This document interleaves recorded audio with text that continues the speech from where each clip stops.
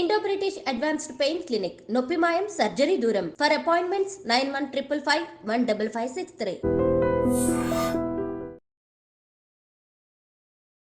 Welcome to lights up.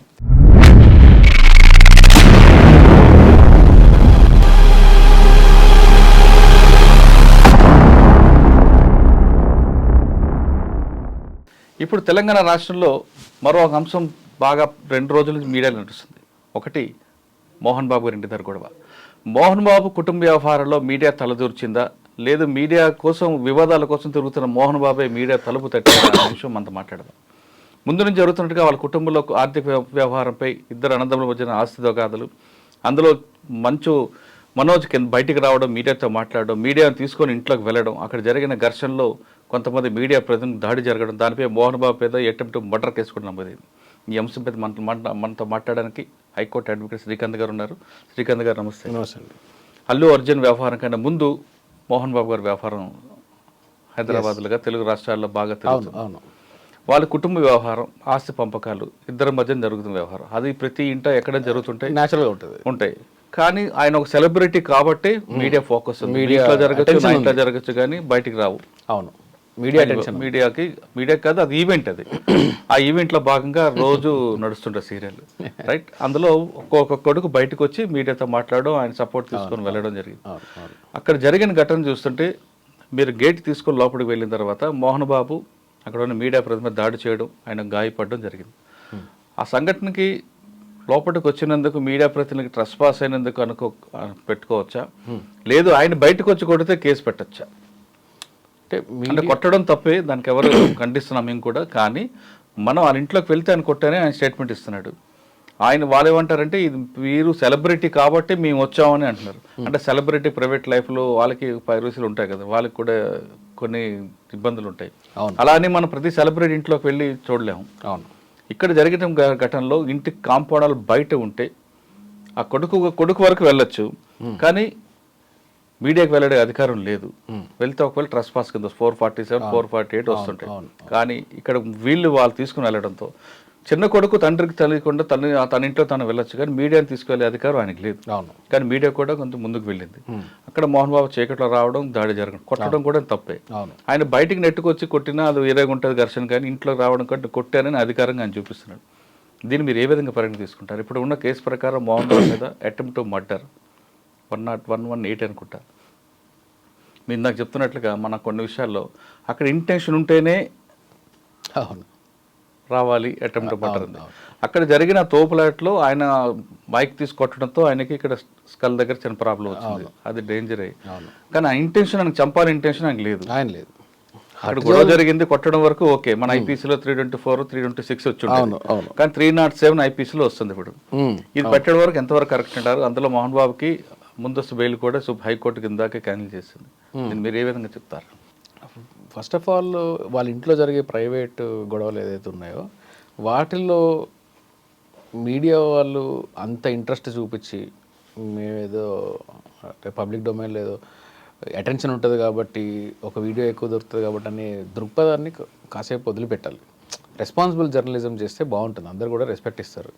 ఈ సెన్సేషనలిజంకి పోవడము, అది నేను వ్యక్తిగతంగా సపోర్ట్ చేయను.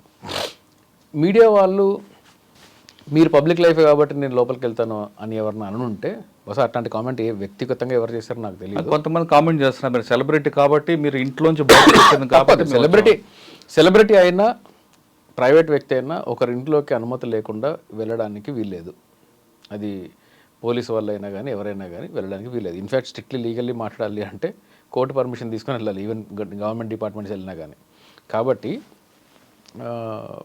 మీడియా అయినంత మాత్రాన మీకు ఎవరి ఇంట్లోకి ట్రెస్పాస్ చేసే అధికారం లేదు, ఎవరి లైఫ్లోకి దూరే అధికారం అంతకన్నా లేదు. నెంబర్ 1. మీడియాకి సపరేట్గా రాజ్యాంగంలో ఒక ఆర్టికల్ ఏమి ప్రొవైడ్ చేయాల. ఎందుకు అంటే, కామన్ మ్యాన్కి ఉండే freedom of speech and expression, మీడియాకు ఉండే freedom of speech and expression రెండు ఒకటే. సో ఒక కామన్ మ్యాన్ నేను గేట్ తెచ్చుకొని మోహన్ బాబు ఇంట్లోకి వెళ్ళిపోతానంటే ఎంత తప్పు, మీడియా వెళ్ళడం కూడా అంతే తప్పు. వెళ్ళిన తర్వాత అక్కడ ఏదో గొడవ జరిగి ఉండొచ్చు, మాట పెరిగి ఉండొచ్చు, ఆయన కోపం వచ్చి ఉండొచ్చు, ఇంట్లోకి వచ్చిందని ఆయన కొట్టడం తప్పే కదా. సడన్ అవుట్రేజ్లో ఆయన కొట్టుండొచ్చు. అది ఆ సడన్ అవుట్రేజ్లో కొట్టడము, రేపు ఆయన నా ఇంట్లోకి వచ్చారు కాబట్టి నేను సెల్ఫ్ డిఫెన్స్ కోసం కొట్టాను అంటాడు. ఏం చేస్తారు? అది డిఫెన్స్ తీసుకోవచ్చా? అఫ్కోర్స్ డిఫెన్స్ తీసుకోవచ్చు. ఎందుకంటే ఫండమెంటల్గా జరిగిన ప్లేస్ ఏంటి? ఆయన వెళ్ళి కొట్టలేదు ఎవరిని, ఆయన మీదకి వచ్చారు. మీరు ఎవరు రావడానికి? నేనేం జస్టిఫై చేయట్లేదు. మోహన్ బాబు గారు చేసుకొని ఉండడం అనేది తప్పు. మీరు ఎవరిని రానియకుండా చేసి మీరు 100కి డైల్ చేసి పోలీసు వాళ్ళని పిలిపించి వీళ్ళందరినీ క్లియర్ చేయండి అని చెప్పి ఉండొచ్చు, ఎవరితో మాడకుండా ఉండొచ్చు. కానీ ఒక సడన్ అవుట్రేజ్లో ఓ వ్యక్తి ఎలా రియాక్ట్ అవుతాడు?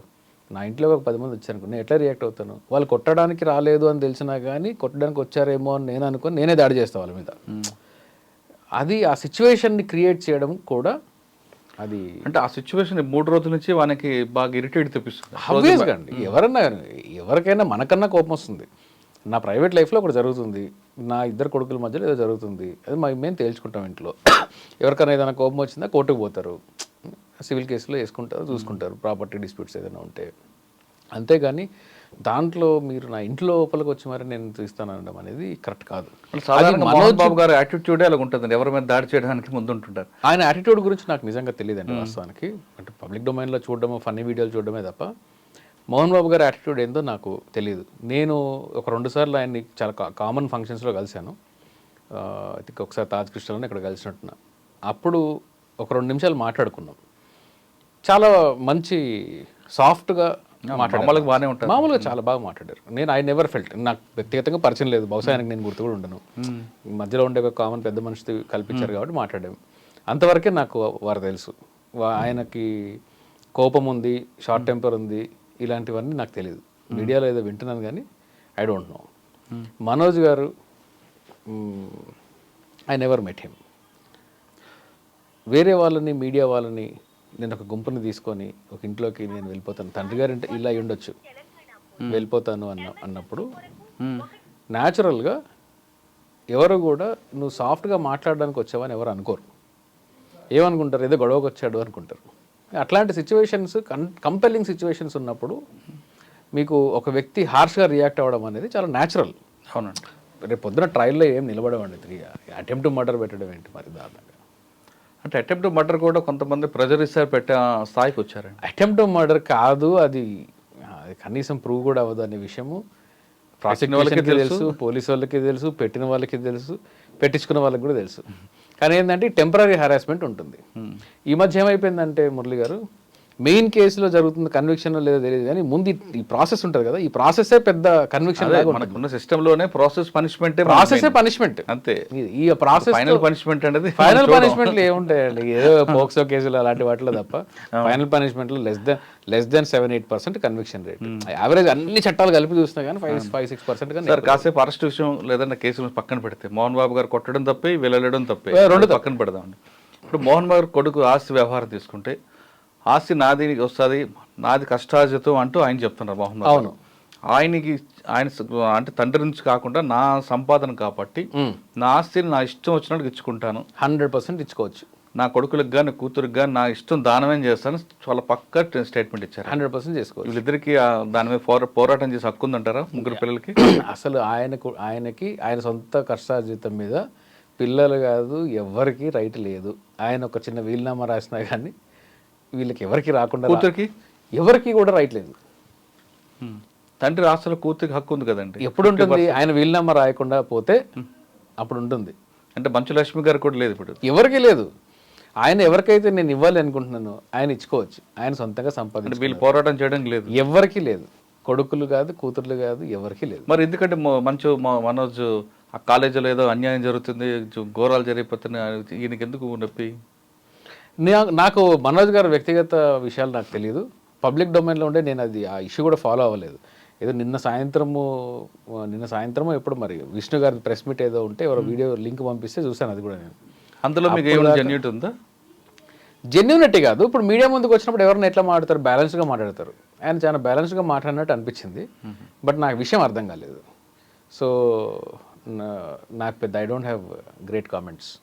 ఫైనల్గా ఒకటి మాత్రం చెప్పగలను ఏంటి అంటే, మోహన్ బాబు గారి ఇంటిలో జరిగే కుటుంబ వ్యవహారాల్లో పబ్లిక్ అంత ఎక్కువ అత్యుత్సాహం చూపించి, పోలీసు వాళ్ళు అత్యుత్సాహం చూపించి అవసరం లేని కేసులు పెట్టి ఇవన్నీ కూడా మనం అంటే ఈ సెన్సేషనలిజంకి పోలీసు వాళ్ళు మొగ్గు చూపకూడదు.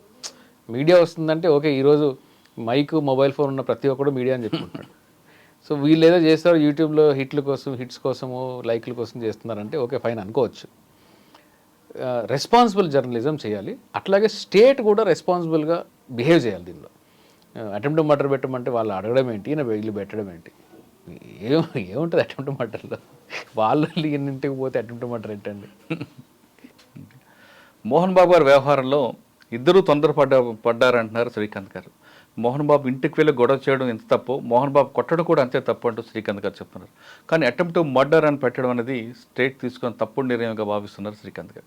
ఇప్పుడు మన జరుగుతున్న సిస్టంలో ప్రొసీజర్ పనిష్మెంట్ తప్ప ఫైనల్ పనిష్మెంట్ అనేది ఉండదు కాబట్టి ఈ కేసు కూడా అదే విధంగా కనుమరుగే అవకాశం కనిపిస్తున్నట్టు చెప్తున్నారు. ఇది కేవలం కొద్ది రోజులు మాత్రమే సెన్సేషనల్, తర్వాత కామ్ అంటున్నారు శ్రీకాంత్ గారు.